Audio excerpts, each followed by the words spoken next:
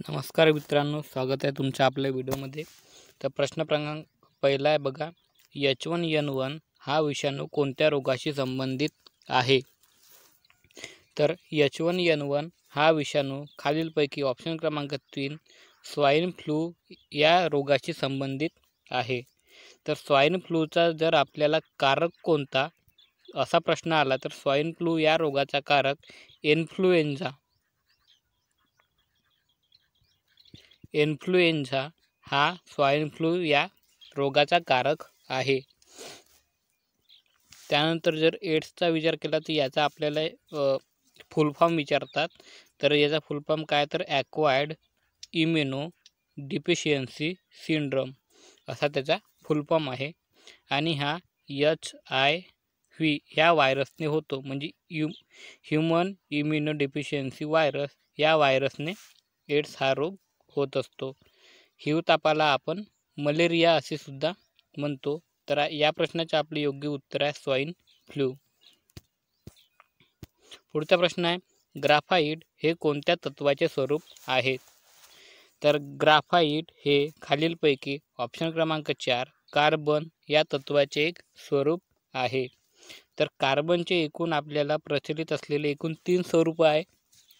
एक म्हणजे ग्राफाइट, दुसरा म्हणजे डायमंड म्हणजेच हिरा, आणि तिसरा आहे C60 ज्याला आपण फ्लोरोसन्स असे म्हणतो। तर बघा, यापैकी ग्राफाइट आपल्याला प्रश्न विचारला तर ग्राफाइट हा कार्बनचा आहे, तर हा विजेचा किंवा विद्युतचा आपण सुवाहक आहे। हिरा हा विजेचा दुर्वाहक आहे। त्यानंतर ग्राफाइटला चकाकी असते, हिऱ्याला सुद्धा असते। हिरा हा जो कार्बनचा सगळ्यात हार्ड असलेला काय एक तत्व आहे, तर ग्राफाइट हे सॉफ्ट असते। त्यानंतर ग्राफाइटला चकाकी सुद्धा असते। तर ग्राफाइटचा वापर आपण एकतर पेन्सिलमध्ये करतो किंवा त्याचा वापर इलेक्ट्रोड म्हणून करू शकतो।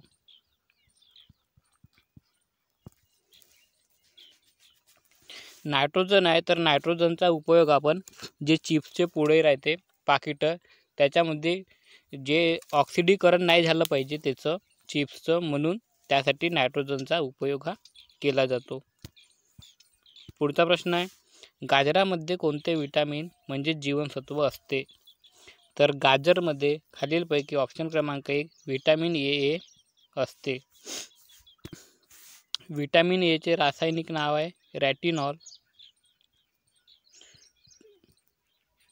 त्यानंतर विटॅमिन सगळ्यात जास्त गाजर किंवा जे लाल वर्गीय फळे असतात त्यामध्ये सगळ्यात जास्त प्रमाणात आढळत असतात।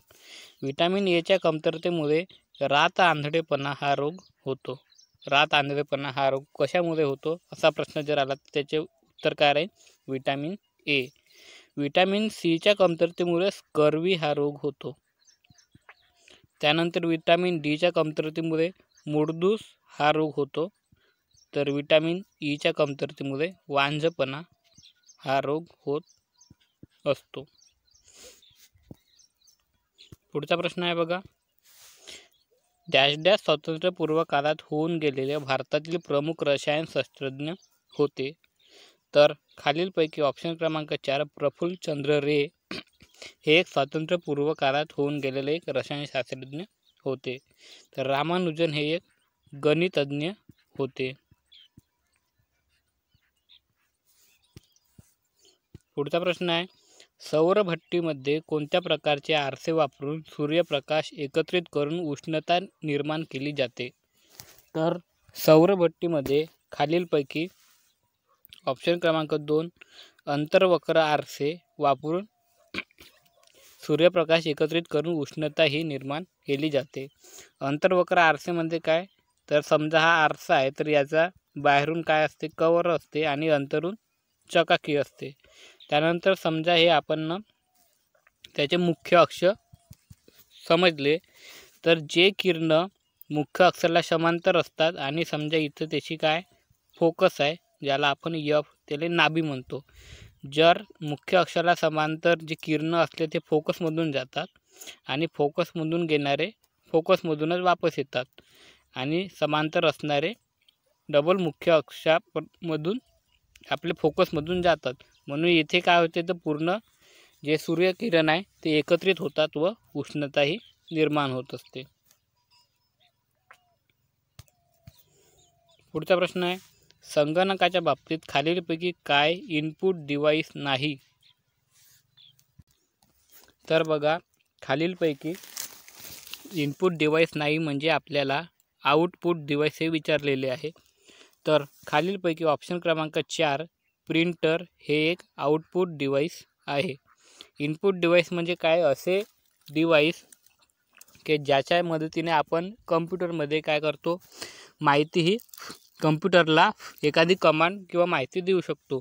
कीबोर्डमध्ये आपण कीबोर्डने त्याला माहिती देऊ शकतो, माऊसने देऊ शकतो, स्कॅनरने एखादी फोटो स्कॅन करून आपण कम्प्युटरला प्रोसेसिंगसाठी देऊ शकतो.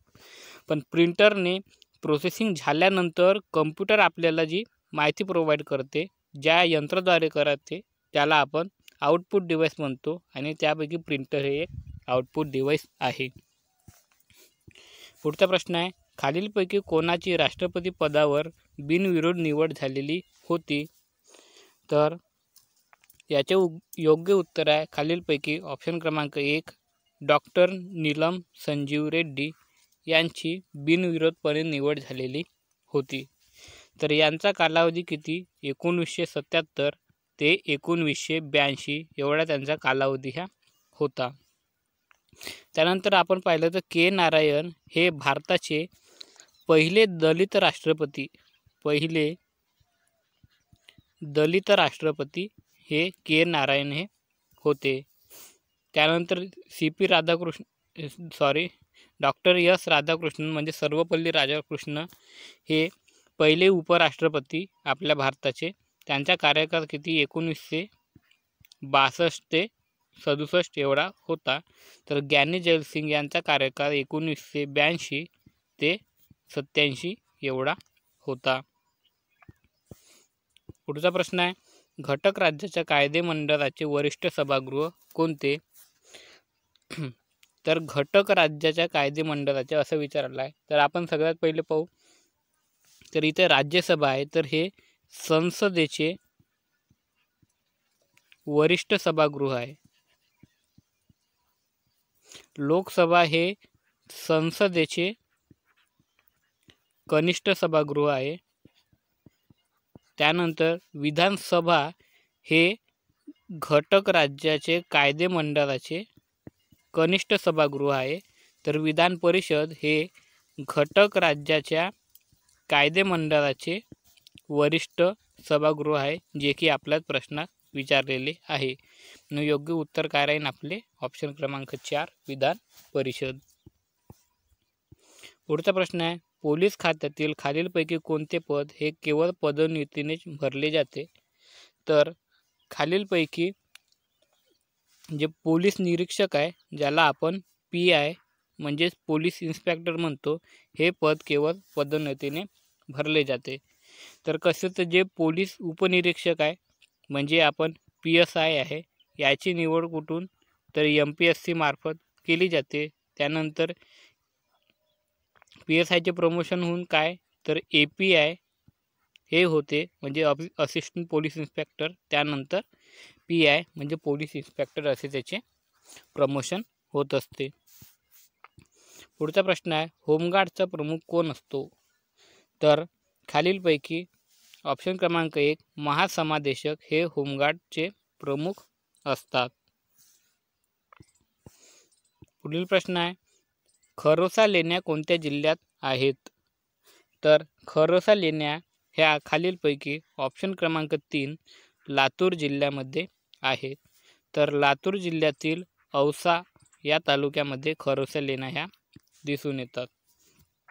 त्यानंतर औरंगाबादमध्ये सगळ्यात पुराणी लेणी किंवा सगळ्यात प्राचीन लेणी म्हणतो ती पितळखोरा लेणी. हा प्रश्न विचारलेला आहे. तर पितळखोरा लेणी म्हणजे सगळ्यात प्राचीन लेणी आहे ती औरंगाबाद जिल्ह्यामध्ये. त्याचप्रमाणे अजिंठा, त्याचप्रमाणे वेरूळ या लेण्या औरंगाबाद जिल्ह्यामध्ये आढळतात.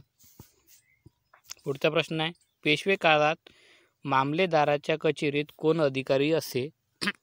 तर पेशवे काळामध्ये मामलेदाराच्या कचेरीमध्ये ऑप्शन क्रमांक 4 मुजुमदार हे अधिकारी असे. पुढचा प्रश्न आहे, राष्ट्रीय विज्ञान दिन केव्हा साजरा केला जातो? तर राष्ट्रीय विज्ञान दिन हा खालीलपैकी ऑप्शन क्रमांक 2 28 फेब्रुवारी या दिवशी साजरा केला जातो.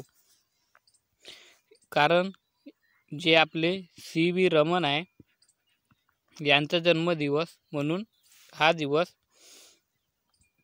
राष्ट्रीय विज्ञान दिन म्हणून पाळला जातो. तर CV रमनने रमन इफेक्टचा शोध लावलेला होता. पुढचा प्रश्न आहे, केरळमधील डॅश डॅश हे अभयारण्य हत्तीसाठी प्रसिद्ध आहे. तर खालीलपैकी ऑप्शन क्रमांक 1 पेरियार हे अभयारण्य केरळ राज्यातील हत्तीसाठी प्रसिद्ध असलेले एक अभयारण्य आहे. त्यानंतर आपल्याला अभयारण्यावर आणखी प्रश्न विचारतात. तर भरतपूर हे अभयारण्य कशासाठी प्रसिद्ध आहे? तर पक्षीसाठी प्रसिद्ध असलेले भरतपूर हे अभयारण्य आहे. त्यानंतर रणथंबोर हे अभयारण्य कशासाठी प्रसिद्ध आहे? तर हरिण या प्राण्यासाठी रणथंबोर हे अभयारण्य प्रसिद्ध आहे. हे काय आहे? तर हे आपल्याला येऊन गेलेले PYQ आहेत. पुढचा प्रश्न बघा, हॅलेचा धूमकेतू दर किती वर्षांनी दिसतो? तर हॅलेचा धूमकेतू हा दर ऑप्शन क्रमांक 2 76 वर्षांनी दिसत असतो. आता आपल्याला 1986 मध्ये तो दिसला. तर आता तो कधी दिसणार आहे? तर 2062 साली तो आपल्याला दिसणार आहे. पुढचा प्रश्न आहे, भारतातील रिझर्व्ह बँकेची स्थापना कधी झाली? तर भारतातील रिझर्व्ह बँकेची स्थापना ही ऑप्शन क्रमांक 4 1 एप्रिल 1935 साली कोलकाता या शहरामध्ये झाली. पण याच्या स्थापनेच्या 2 वर्षानंतरच म्हणजे 1937 मध्ये त्याचे मुख्यालय हे मुंबई या ठिकाणी शिफ्ट करण्यात आले. रिझर्व्ह बँकेची स्थापना हा 1934च्या कायद्यानुसार झालेली आहे. पुढचा प्रश्न आहे, रोजगार हमी योजनेचे जनक कोण असे कोणास म्हटले जाते?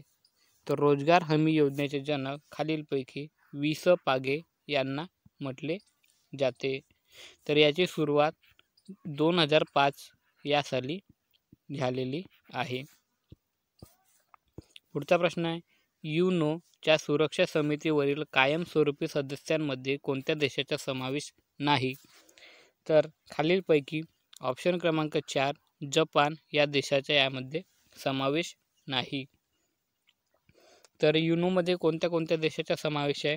सगळ्यात पहिले फ्रान्स, रशिया, चीन, त्यानंतर अमेरिका आणि 5वा ब्रिटन या 5 देशाचा युनोमध्ये काय आहे? समावेश आहे. तर जपानचा नाही आहे. पुढचा प्रश्न आहे, भीमराव आंबेडकर विधी विश्वविद्यालय स्थापन कोठे झालेले आहे? म्हणजे PYQ आहे का नाही? तर कोठे झाले आहे? तर खालीलपैकी ऑप्शन क्रमांक 4 जयपूर या ठिकाणी झाले आहे. पुढचा प्रश्न आहे, कोणत्या राज्याने स्वतंत्रता सेनानीचे पेन्शन दुप्पट केले?